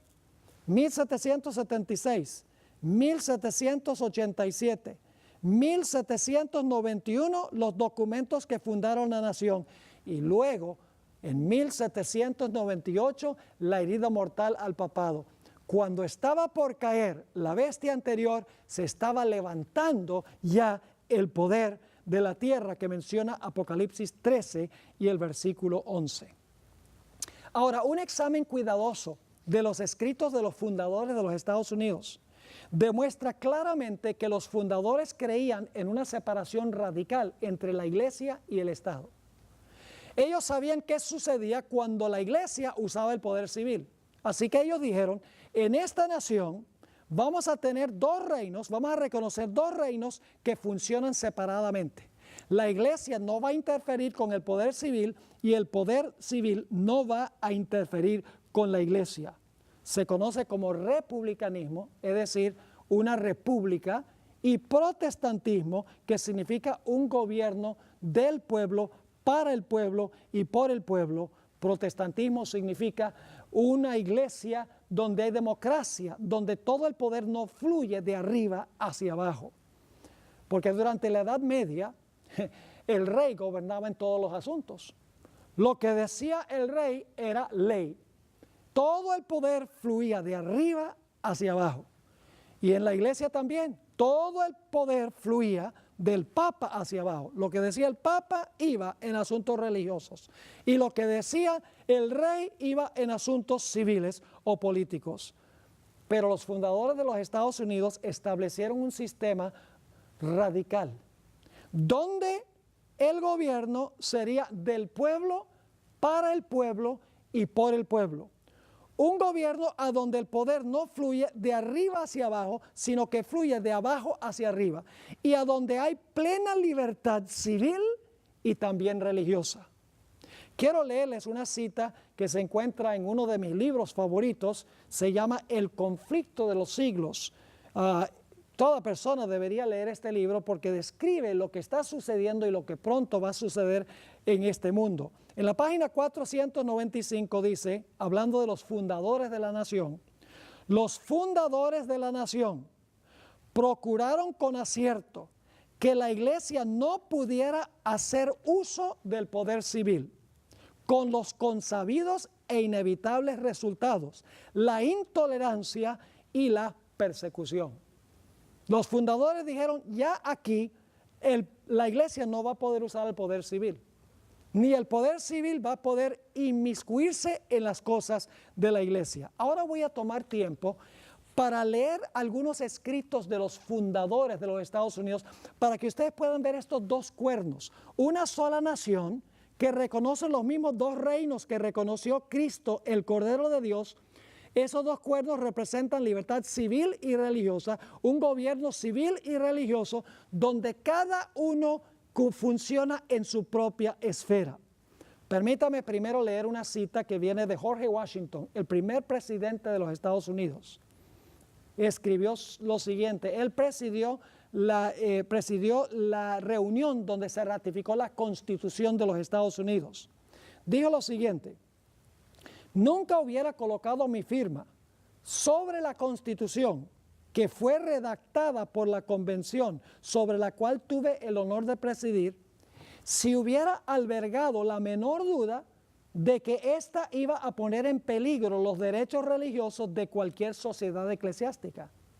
Y si hoy pudiese concebir de algún momento en el futuro en que el gobierno general se administrase de tal manera que la libertad de conciencia estuviese en peligro, les aseguro que nadie sería más celoso que yo en establecer barreras en contra de los horrores de la tiranía espiritual y de toda índole de persecución religiosa. Pues ustedes se acordarán que a menudo he expresado mi sentir de que cualquier persona que se porta como buen ciudadano y que es responsable solo ante Dios por sus opiniones religiosas debe ser protegido al adorar a Dios de acuerdo a los dictados de su propia conciencia. Fíjense, libertad civil y religiosa, que viva como buen ciudadano, pero en sus opiniones religiosas el gobierno no puede interferir. Benjamin Franklin, otro de los fundadores, tenía un sentido de humor muy interesante. Dijo lo siguiente: cuando una religión es buena, creo que se apoyará a sí misma. Y cuando no se apoya a sí misma, y Dios no se encarga de apoyarla, sino que los que la profesan se ven obligados a buscar la ayuda de los poderes civiles para sostenerla, es señal, creo yo, que es una religión mala. Ahora veamos qué dijo Thomas Jefferson, uno de los redactores de la Constitución de los Estados Unidos. En Washington, D.C., hay un monumento, se llama The Jefferson Monument, el monumento a Jefferson. Ahí se encuentran grabadas en mármol las siguientes palabras: el omnipotente Dios creó la mente humana libre. Todo intento de influenciarla por medio de castigos o cargas temporales es desviarse del plan del santo autor de nuestra religión. Y luego dice esto: ninguna persona se verá obligada a frecuentar o apoyar ningún ministerio o culto religioso. ni sufrirá por causa de sus opiniones o creencias en materia de religión, sino que todos tendrán la libertad de profesar y defender por la argumentación sus propias opiniones en materia de religión. Ahí está la separación de la iglesia y el Estado. Dice, la mente humana es libre. Los castigos o cargas temporales para castigar los pensamientos de la gente está en contra de los principios. Y dice que el gobierno no puede obligar a nadie a frecuentar o apoyar ningún ministerio o culto religioso. Thomas Jefferson también dijo en cierta ocasión, solo el error necesita el apoyo del Estado. La verdad se puede sostener por sí misma. El error, hay que apoyar el error con el poder civil. Pero él dice, no, la verdad se puede defender sola, sin la ayuda del poder civil. En otra ocasión, encontramos que dijo a Jefferson, que tenía también un poquito de sentido de humor, dice, los poderes legítimos del gobierno se limitan tan solo a las acciones que le causan daño a los demás. Es decir, el gobierno civil solo puede intervenir en los asuntos o en las acciones que le causan daño a los demás. Y luego dice, a mí no me hace ningún daño si mi vecino cree que hay 20 dioses o ningún dios. Esto ni me roba dinero ni me quiebra la pierna. Interesante. En otra ocasión, Jefferson demostró el peligro que hay cuando los sacerdotes o los líderes religiosos toman control del gobierno. Encontramos que dijo lo siguiente, creo que la historia no nos da ni un solo ejemplo en que un pueblo dominado por un sacerdocio disfrute de un gobierno civil libre. Y finalmente Thomas Jefferson dijo, en todos los países y en todas las eras, el sacerdote ha sido hostil a la libertad. Siempre se alía con el déspota, apoyando sus abusos a cambio de su protección. Así que, mis queridos amigos, los fundadores de los Estados Unidos sabían muy bien que la iglesia puede funcionar muy bien sola y el Estado puede funcionar muy bien solo, que hay un problema cuando la iglesia usa el poder civil. Los fundadores creían que había dos reinos en esta nación, la iglesia y el poder civil, no juntos, sino separados. En el año 1802, Jefferson le escribió una carta a la Asociación Bautista de Danbury, porque ellos le habían escrito una carta diciendo, tenemos miedo de que se nos va a quitar la libertad religiosa. Y encontramos que Jefferson les escribió una carta de respuesta diciéndole, no se preocupen, no se les van a quitar sus derechos religiosos. Quiero leer lo que dijo Jefferson. Y es interesante que de aquí viene la idea de la pared de separación entre la iglesia y el Estado. Esto es lo que dijo Jefferson. Creyendo como ustedes que la religión es algo que debe permanecer solo entre el hombre y su Dios, y que el hombre le debe rendir cuentas tan solo por su fe y culto a Dios, y que los poderes legítimos del gobierno alcanzan tan solo a nuestras acciones y no nuestras opiniones. Yo contemplo con soberana reverencia el acta de todo el pueblo americano, que declara que la legislatura no debe redactar ninguna ley que tenga que ver con el establecimiento de religión, ni que prohíba el libre ejercicio de ella, edificando así un muro de separación entre la iglesia y el Estado. Palabras de Thomas Jefferson. Él dice, debe haber un muro de separación entre la iglesia y el Estado. Ahora, ¿qué diríamos de James Madison o Jaime Madison? Se conoce como el padre de la Constitución de los Estados Unidos. Fíjense lo que él tuvo que decir. No veo ni una sombra de bien en que el gobierno general, que es el gobierno federal, se entrometa con la religión. Aún la más mínima interferencia del gobierno general en la religión sería una usurpación descarada. Puedo apelar a mi conducta uniforme en este asunto, que siempre he apoyado cálidamente la libertad religiosa. También dijo lo siguiente, hablando de los Estados Unidos, le estamos enseñando al mundo la gran verdad que los gobiernos pueden existir mejor sin reyes y nobles que con ellos. El mérito se duplica por la otra lección que nos enseña, y es que la religión florece con mayor pureza sin la ayuda del gobierno, más bien que con su ayuda. Separación de iglesia y Estado. Y a veces yo le pregunto a la gente, ¿a cuántos reinos pertenece usted aquí en los Estados Unidos? Le pregunto a los ciudadanos. Ellos me dicen, bueno, yo pertenezco a un reino, pertenezco a los Estados Unidos porque soy ciudadano aquí. Pero entonces yo les digo, no, ¿usted es cristiano? Dice, sí, yo soy cristiano. Entonces usted pertenece a dos reinos en esta misma nación. Y dicen, ¿cómo es eso? Le digo, sí, porque usted pertenece como ciudadano de esta nación por nacimiento, pero pertenece a la iglesia por el nuevo nacimiento. Es decir, usted es ciudadano tanto de una nación civil y también de la iglesia, que es la iglesia del Señor Jesucristo. Ahora, en el año 1797 se ratificó una ley que se conoce como el Tratado de Trípoli. Esta ley fue propuesta por el presidente Juan Adams en mayo de 1797 y se ratificó por el Congreso de los Estados Unidos, por el Senado en el año 1797 en el mes de junio. Y quiero que noten lo que dice esta ley que se aprobó en el Senado de los Estados Unidos. Dice, el gobierno de los Estados Unidos en ningún sentido está fundado sobre la religión cristiana. El gobierno de los Estados Unidos en ningún sentido está fundado sobre la religión cristiana, porque si estuviera esta nación fundada sobre la religión cristiana, eso no sería constitucional, porque sería establecer una religión por encima de todas las demás religiones. Y es interesante que cuando el Senado aprobó esta ley y la ratificó, se le dio una copia escrita a cada senador. Además de eso, se leyó en voz alta y el voto a favor de esta declaración fue unánime de parte de todos los senadores. Lo interesante también es que se publicó toda la ley en los periódicos de Filadelfia y Nueva York y nadie protestó diciendo, sí, esta es una nación cristiana.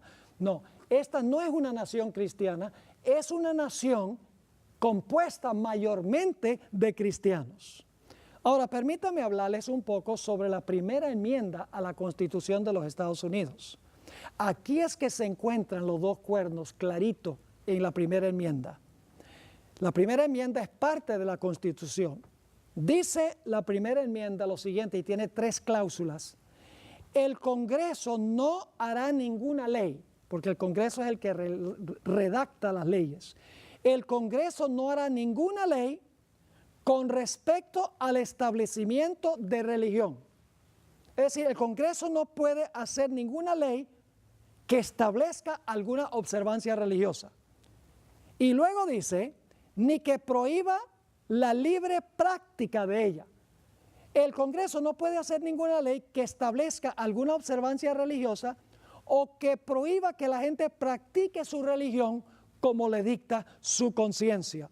Y luego la tercera cláusula de la primera enmienda garantiza derechos civiles, porque sigue diciendo, ni que coarte la libertad de expresión, ni la libertad de prensa, o el derecho que tiene el pueblo de reunirse pacíficamente y de pedirle al gobierno que se les haga justicia. Ahí está. Claramente en la primera enmienda se encuentra el hecho de que el Congreso no puede hacer ninguna ley que establezca religión o que prohíba que la gente practique su religión. Es decir, el Congreso nunca podría hacer una ley constitucional que diga que todos tienen que guardar el domingo como día de reposo. Y tampoco puede redactar ninguna ley que diga está prohibido que la gente guarde el sábado. Porque el gobierno civil no puede meterse en asuntos de religión. Está prohibido. Gobiernan solo en asuntos civiles, no en asuntos religiosos. Algunas personas dicen, bueno, pero la expresión separación de iglesia y Estado no está en la Constitución. Eso es verdad, la expresión separación de iglesia y Estado no está en la Constitución.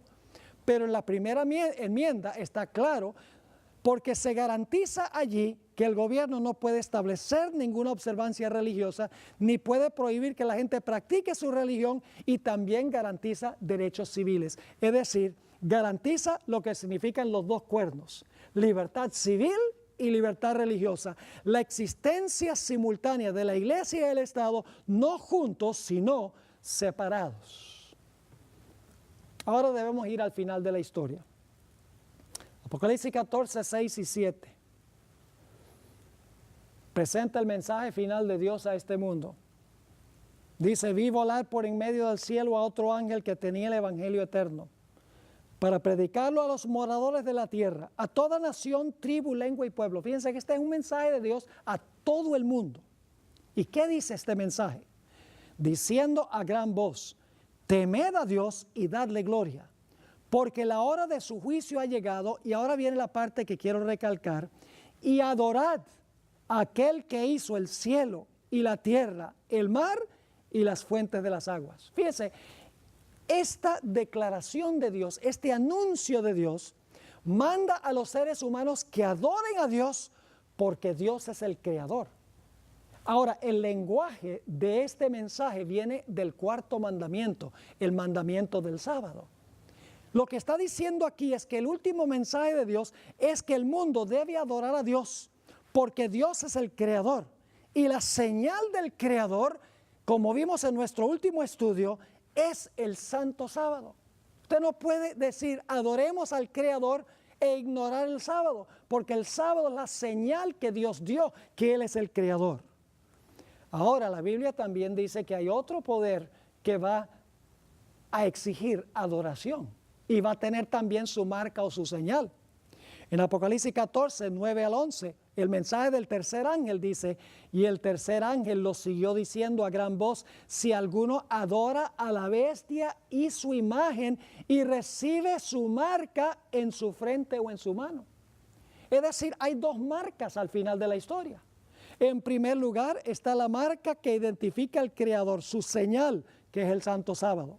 La bestia, que hemos identificado como el papado, también tiene su marca o tiene su señal de lealtad. Y algunos dicen: ¿está usted diciendo entonces que el conflicto final va a tener que ver con el sábado y el domingo? ¿Es cuestión de días? Escúcheme bien, no es cuestión primordialmente de días. El día que usted guarda sencillamente demuestra cuál autoridad está usted aceptando. Por ejemplo, si usted guarda el santo sábado, usted está diciendo: yo reconozco que Dios es el creador de los cielos y la tierra y yo acepto la autoridad de Dios.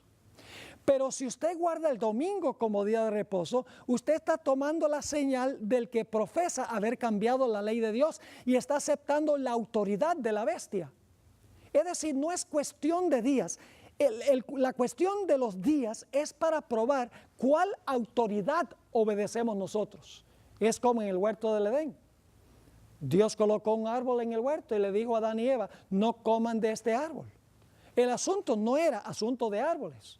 Dios le dijo: pueden comer de todos, pero no de este. El asunto no era el árbol. Al respetar el árbol de Dios, iban a respetar su autoridad. Si comían del árbol, indicaba que estaban irrespetando la autoridad de Dios. Es decir, el conflicto final va a tener que ver con el día de reposo que usted guarda, ya sea el día de reposo del Creador, el santo sábado, el mensaje del primer ángel que leímos, o si usted va a aceptar la marca o la señal de la bestia, que es el día rival que estableció cuando cambió la santa ley de Dios. Ahora vamos a repasar la secuencia que hemos estudiado, la secuencia profética, porque ustedes notarán que es muy fácil saber a dónde estamos nosotros en la historia cuando seguimos la cadena profética. Vamos a repasar. La profecía comienza con Babilonia en los días de Daniel. Perfecto. Luego continúa con Medo-Persia. Luego continúa con Grecia. Luego continúa con el Imperio Romano. Luego el Imperio Romano se divide en 10 reinos, año 476. Luego surge el papado, año 538, domina por 1260 años hasta el año 1798. En 1798 recibe una herida mortal. Por un tiempo el papado está inactivo y en ese tiempo estamos ahora. Pero luego dice que después de un tiempo de inactividad, la bestia o el cuerno pequeño, que ya hemos identificado como el papado, dice que se le va a sanar la herida mortal y todo el mundo se va a maravillar tras ese sistema. Y va a recibir la marca de ese sistema. Y va a adorar la imagen de ese sistema, que es una imagen que levanta a los Estados Unidos. Es decir, en los Estados Unidos se va a unir la iglesia con el Estado como lo hizo el papado. Esa es la imagen de la bestia, es un reflejo del sistema que tenía la bestia en el pasado. Entonces yo pregunto, ¿a dónde estamos nosotros hoy? Nosotros estamos al final de la cadena. Estamos en el tiempo cuando está terminando la herida mortal de este poder papal. Y pronto se le sanará la herida y se comportará como se comportó en el pasado.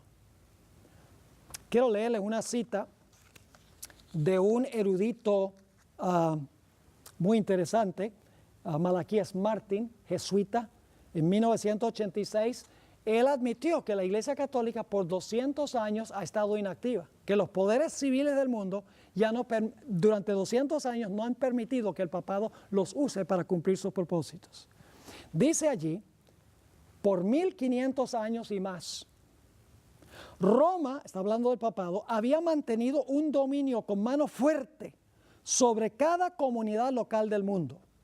En gran medida, y admitiendo algunas excepciones, ese era el punto de vista romano, es decir, mantener con mano dura o fuerte el dominio sobre cada comunidad local del mundo. Dice, ese era el punto de vista romano, hasta que 200 años de inactividad, ahí está la herida mortal, de inactividad le fueran impuestos al papado por los grandes poderes seculares del mundo. Fíjense que está diciendo Malaquías Martín que los grandes poderes seculares del mundo han mantenido inactivo al papado por 200 años. Si ustedes van hacia atrás 200 años, llegan al año 1798. El papado ha estado inactivo desde ese tiempo. No ha podido usar a los poderes civiles para cumplir sus propósitos. Así que ahora estamos en Filadelfia para la visita del Papa. Millones de personas de todas las religiones y de todos los países han hecho grandes sacrificios para rendirle homenaje a Francisco I. La relación entre el papado y los Estados Unidos se vuelve cada día más íntima.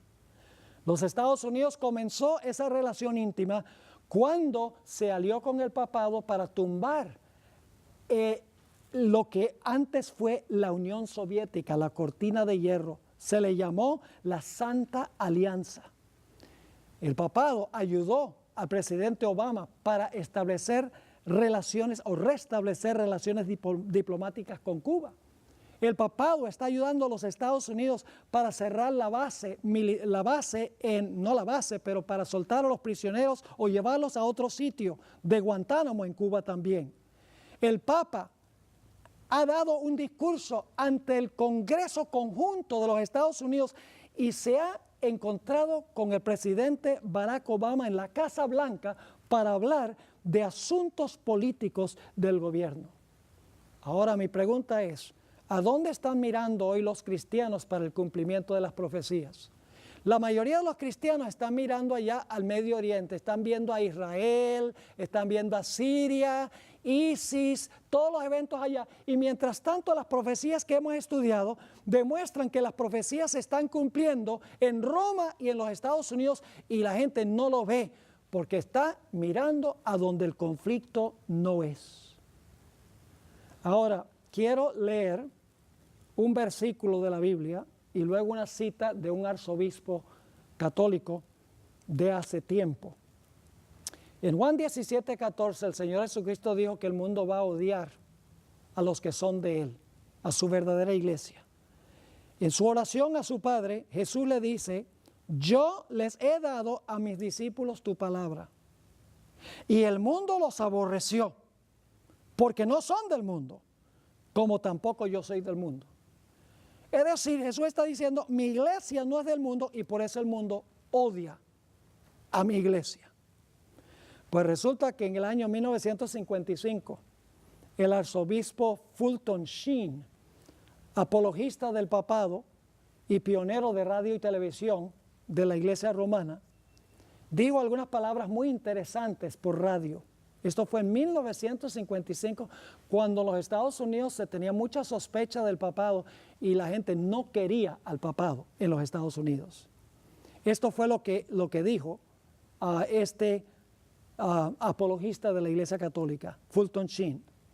Dice, si yo no fuera católico y estuviera buscando la verdadera iglesia en el mundo hoy, buscaría la iglesia que no se lleva bien con el mundo.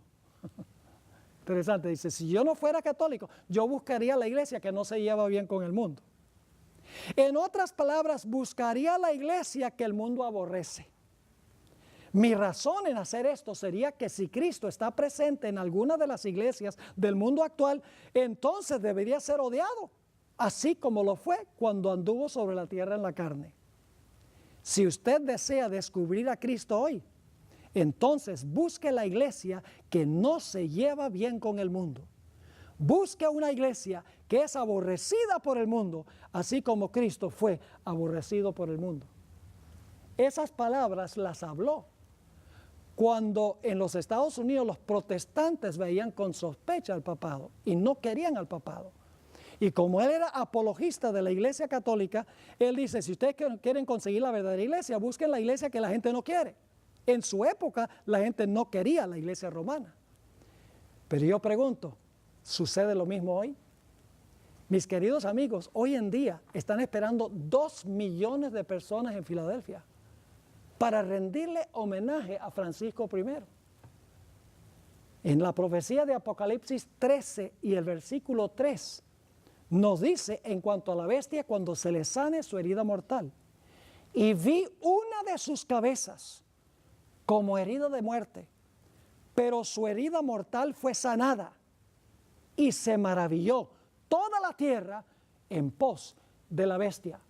¿Será posible que todos los que se están maravillando hoy en día en Filadelfia, viniendo de todos los países del mundo, representantes de todas las religiones del mundo, rindiéndole homenaje no solo a Francisco I, sino también al sistema que él representa, que denotan amor y cariño para con esta organización que presenta la profecía? ¿Será que estas personas sencillamente están ciegas a la realidad que presentan las profecías? La Biblia nos dice que cualquiera que termina adorando a la bestia, su imagen o recibiendo su marca, la ira de Dios caerá sobre esa persona. Por esa razón he tomado el tiempo para hacer esta presentación, no para enojar a nadie, no para que la gente diga, ay, mire, cómo habló mal de mi iglesia. No, es para que la gente pueda saber las profecías que se están cumpliendo y puedan tomar decisiones para estar del lado de Dios. Guardar el santo día que Dios estableció como señal de que Él es el Creador y salvarse al fin en su reino. Que Dios le bendiga.